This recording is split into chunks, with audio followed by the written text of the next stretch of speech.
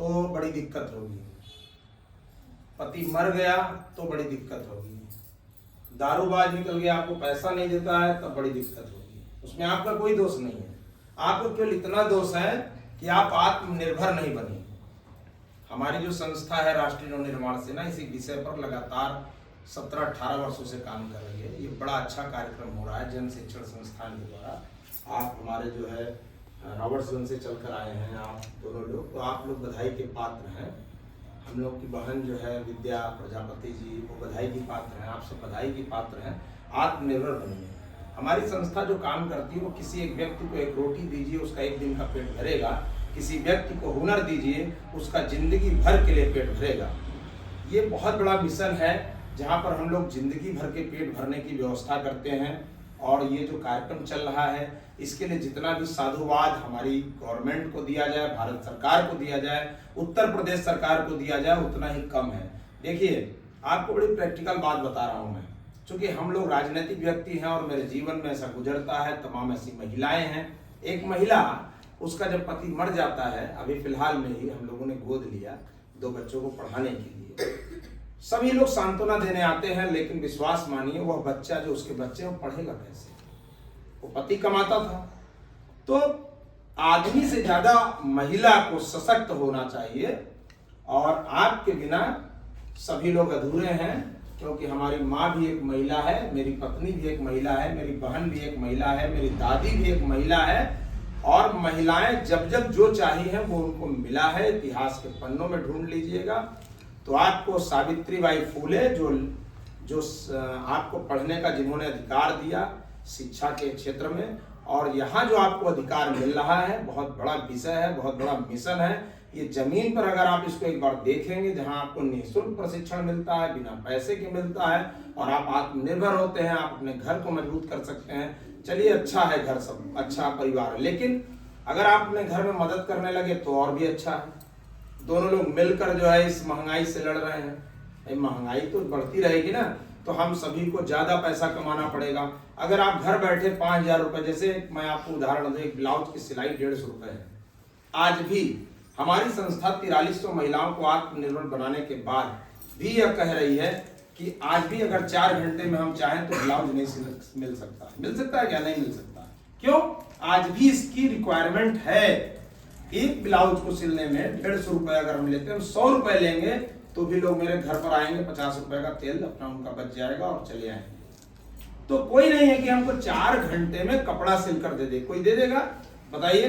तो आप सोचिए कि आप यह लिख के टांग दीजिए कि 4 घंटे में कपड़ा सिलाई के हमसे ले लें, तो आप सोचिए कितना काम मिल जाएगा। और 10 महिलाएं मिल गई तो कितना ढेर सारा काम मिल जाएगा। तो और किसी भी महिला को दुकान खोलना होगा और उसको सिलाई की दुकान खोलनी होगी, तो हमारी संस्था उसको सिलाई मशीन भी देती है। वो सिलाई मशीन पर अधिकार संस्था का रहेगा, लेकिन जब तक आप मजबूत नहीं हो पाएंगे तब तक सिलाई मशीन आपके पास रहेगा। 4 सिलाई मशीन, एक पीको, एक उसका पूरा बकायदे संस्था का उसमें बोर्ड लगेगा, उसका प्रशिक्षिका का नाम लिखा जाएगा। और संस्था इस तरह से लगातार प्रयास कर रही है, और मैं साधुवाद देता हूं आप दोनों लोगों को। यह मिशन से आप लोग जुड़े हैं, हम अपनी बहन को साधुवाद देते हैं कि आप सभी लोग आत्मनिर्भर बनिए। आत्मनिर्भर भारत ही सही मायने में हम सभी लोगों को मजबूत करेगा, और एक पुरुष से ज्यादा एक महिला का आत्मनिर्भर होना बहुत जरूरी है। और उससे भी बहुत बड़ी बात है कि हम सभी सबसे पहले देशभक्त बने, क्रांतिकारी विचारधाराओं को आगे बढ़ाएं। क्रांतिकारी भगत सिंह, सुखदेव, राजगुरु, राम प्रसाद बिस्मिल, अशफाक उल्लाह खां, राजेंद्र नाथ रेड्डी, खुदीराम बोस, सुभाष चंद्र बोस, क्रांतिकारी चंद्रशेखर आजाद ने अपने प्राणों की आहुति दे दी इस देश की आजादी के लिए, और हम और आप उनका फोटो भी नहीं पहचान पाते हैं। इसको आपको बुरा नहीं मानना है, मेरी गाड़ी में अक्सर रखा रहता है। अगर हम उसको फोटो पूरा दिखा दें तो शायद इसमें से कोई महिला होगी जो उनका फोटो सहित नाम बता पाएगी। 5 लोगों का बताएंगे, 6वें का नहीं बता पाएंगे। कहिए तो अभी तुरंत उसका डेमो दिखा दें आपको। गाड़ी में रखा रहता है। ऐसा होता इसलिए है क्योंकि हमारी शिक्षा प्रणाली में दोष है। हमें क्रांतिकारियों का पाठ नहीं पढ़ाया जाता है, सभी लोग चाहते हैं कि भ्रष्टाचार समाप्त हो, लेकिन उस समाप्त आज नहीं होगा, समाप्त समय लगेगा, लेकिन उसके लिए हमें काम करना होगा हर व्यक्ति को। आप सबसे पहले डॉक्टर, इंजीनियर, नेता, अभिनेता, बिजनेसमैन, अधिकारी, कर्मचारी बनने से पहले हम सभी को सबसे पहले देशभक्त बनना चाहिए, और वह बचपन से शुरुआत होगा। कबीर हर रस्यो पिया बाकी रही न था कि पाका कलश कुम्हार का, बहुरे ने चढ़ाई चाकी। कुम्हार का घड़ा पक जाने पर उसको सुराही बना पाएंगे आप? मैं कहूं कि ये घड़ा लीजिए, इसको सुराही बना दीजिए, बन पाएगा? वो जब कच्चा मिट्टी रहेगा तभी बन पाएगा। तो जो बच्चा छोटा है, जब उसको हम क्रांतिकारियों की किताबें पढ़ाएंगे, और क्रांतिकारियों की किताबें पढ़कर जब देशभक्ति की उसके अंदर भावना प्रेरित होगी, तो देश के लिए काम करेगा। वो अपने इस देश में काम करेगा कि नहीं, मुझे देश के लिए काम करना है, और देश सबसे पहले है। आप जाकर देखिए, डॉक्टरों के पास जाइए, लगता है पैसा निकाल लेंगे। कोई रोड बन रही है, उसमें कमीशन है 50%। अभी जैसे जैसे आप लोग बड़े होंगे वैसे वैसे जानेंगे। एक बात और जागरूकता की तरफ से आपको बता के जा रहे हैं कि इस देश में, देश के पूरे नेता ईमानदार हैं, क्योंकि जनता अपने आप को ईमानदार कहती है, और जनता को चुनने का मौका मिलता है। मैं इसलिए यह बात कर रहा हूं कि देश की सबसे बड़ी जो पीड़ा है कि आप अपने हित के लिए कभी मतदान नहीं करते। जैसे मतदाता जागरूकता अभियान चलाया जाता है, संस्थाओं के द्वारा भी चलाया जाता होगा, जन शिक्षण संस्थान के द्वारा भी चलाया जाता है। मैं भी आप लोगों से एक सवाल करता हूं कि जब आप मतदान करने जाते हैं, इसमें हमको लगता है 18 साल के 2, 4, 5 लोग हैं, जब हम मतदान करने जाते हैं तो मतदान किस आधार पर करते हैं? बताइए आप, किस आधार पर मतदान करते हैं?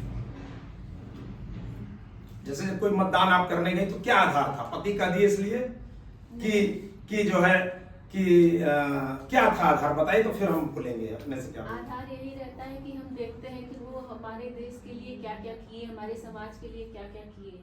चलिए मान लेते हैं आप ये बात बोल रहे हैं, लेकिन ऐसा कोई सोच कर नहीं जाता है। मैं भी बताऊंगा और एकदम आप लोग सही बोलिएगा। देखिए, अंदर से सच बोलना है। हम सब मान लेते हैं कि आप उस 10% में आप होंगी, हम ये नहीं कहते कि आप नहीं है 10% में। मतदान जब हम देने जाते हैं, बताइए किस आधार पर देती है मतदान? बहुत लोगों को ये मालूम नहीं है। आप 18 साल के हैं? अब लग रहा है कोई है नहीं इसमें। आप मतदान देने जाती हैं, टीचर आप मतदान देने जाती हैं, किस आधार पर देती हैं? जो जितना काम करता है समाज के लिए, जितना काम करता, मान लेते हैं, लेकिन असल में आपको बता दें, मैं जो कह रहा हूं उसको बड़े ध्यान से सुनिएगा। यह देश की वह विडंबना है जिस पर शायद न काम हो रहा है, कितने वर्षों तक नहीं हो पाएगा। जब हम मतदान करने जाते हैं तो राजनीतिक दल के नाम पर मतदान करते हैं। हम कहते हैं कि ये दल है फलना ढिमका, जो भी दल का नाम बताते हैं कि ये दल की लहर है, ये दल को वोट देते हैं। फिर किसको वोट देते हैं? फिर जाति को, दोस्त को, मित्र को, यार को, सगे को, संबंधी को। इसके बाद किसको मतदान करते हैं? दारू को, मुर्गा को, पैसा को, साड़ी को। योग्यता के नाम पर मतदान केवल 5 से 10% भी नहीं हो पा रहा है। अगर आप लोग इसको बताएंगे तो आप कभी जो है मेरा YouTube चैनल खोल के देखें, बहुत से जागरूकता अभियान मैं चलाता हूं। लोगों से मैं कहता हूं कि आप लोग जागरूक होइए देश के लिए। देश सबसे पहले है। क्रांतिकारियों ने बर्फ की सिल्ली पर लिटा लिटा के मारा गया, भारत माता की जय का नारा लगाना नहीं भूले। और आज हम और आप उनको भूल चुके हैं। मालूम है क्यों? हमें सुबह से शाम तक केवल अपनी चिंता है, इस देश की चिंता नहीं है। मतदान देने भी जा रहे हैं तो योग्यता के नाम पर मतदान नहीं कर पा रहे हैं। जो राजनीति ईमानदारी से करता है वो हाशिए पे खड़ा है, उसकी कोई पूछ नहीं है। राष्ट्र के नाम पर मतदान करना और केवल मुंह से बोलना, दोनों में बहुत अंतर है। राजनीतिक दल के नाम पर मतदान करके आ रहे हैं, जाति के नाम पर, दोस्त मित्र यार सगे संबंधी के नाम पर। अब आपको एक उदाहरण बताकर यहीं पर अपनी बातों को विराम लगाएंगे। तेल पेरने वाली मशीन के पास कभी आप लोग गए हैं, या आटा चक्की पर कभी गए हैं? गए होंगे, नहीं गए?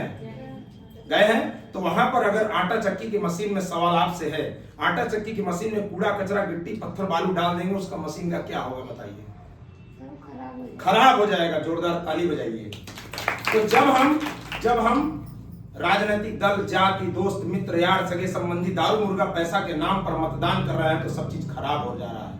योग्यता के नाम पर मतदान करिए, योग्य व्यक्ति मिलेगा देश को। आप अपने रोजगार के नाम पर, शिक्षा के नाम पर, स्वास्थ्य के नाम पर, वहां पे लोग जो है इलाज के अभाव में मर जाते हैं, दम तोड़ देते हैं। 50-50 लाख रुपए लगता है। किडनी, हार्ट, शुगर, अगर बड़ा कोई दिक्कत आ गई 50-50 लाख रुपए लगता है। क्या आप नहीं चाहते कि 50 लाख रुपए का इलाज मेरा फ्री में हो? लेकिन उसके लिए कभी आपने सोचा कि कभी आपने मतदान दिया उस नाम पर? तो योग्यता के नाम पर मतदान देना शुरू करिए। इसमें से बैठा हुआ कोई एक व्यक्ति भी अगर मेरी बात से प्रभावित होकर योग्यता पर मतदान देगा तो मैं समझूंगा कि मेरा विचार देना सफल रहा।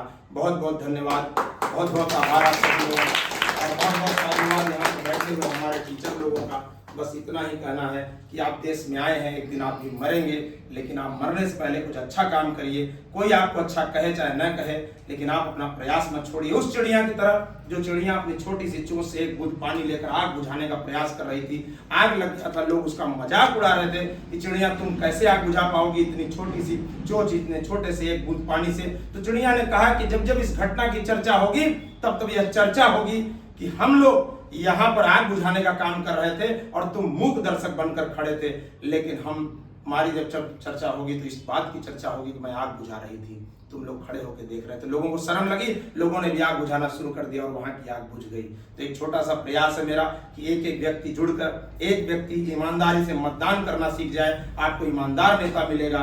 याद रखिएगा बस इन्हीं बातों के साथ, अगर आपके पास पैसा नहीं है और आप अच्छा काम करना चाहते हैं तो बस एक ही शायरी के माध्यम से कि मंजिलों के पार कदमों के निशान नहीं मिलते, तकदीरों को मुट्ठी में करते हाथ नहीं दिखते, सपने तो सच हो सकते हैं बिना पैसों के भी, आसमां चूमते हौसले किसी के मोहताज नहीं होते, किसी के मोहताज नहीं होते। और आप किसी के मोहताज नहीं। बहुत बहुत धन्यवाद।